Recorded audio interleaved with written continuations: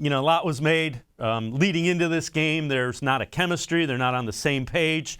Is that a real thing? Is that something that you can chalk up to, new offensive system as well?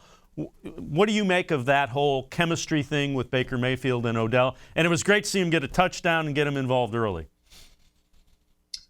Yeah, let's start with the touchdown. Great play. Again, Kevin Stefanski got Baker Mayfield outside the pocket. Odell hit William Jackson, I believe, with a double move of the Bengals cornerback. The Bengals were exposed a bit last week versus the Chargers. Both their corners, they were targeted 9 and 6 times respectively. So that tells an offense that we think we can beat these guys, and that's exactly what Kevin Stefanski dialed up right away for Odell Beckham Jr. He got Beckham outside one-on-one, hit the corner with a double move out and up, and Baker threw a beautiful ball on him. I thought Beckham could have kept his feet and walked into the end zone to save the review and possible 1 yard. But when you haven't been in the end zone as long as Odell Beckham Jr., you're going to do everything to guarantee the catch. So he goes to the ground, secures it.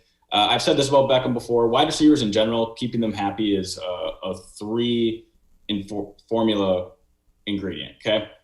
They need yards, they need touchdowns, and they need wins. Odell got those 3 things last night. So he'll be happy going into the short bye week. And with the offense going forward, you do worry about the disconnect still, because he only had 1 catch in the second half. I think it was 1 catch for 3 yards. And he doesn't appear still to be fully integrated in this offense. He'll never be a focal point. Rewatching the Baltimore game, he actually had a second drop that I thought was pretty egregious. So Odell needs to be involved early or he's going to check out. And this is still a work in progress. I think the entire deep passing game of this team is a work in progress. Anything 15 yards and further downfield, and especially anything outside the numbers. So I'm going to answer it with the way you ended the last question.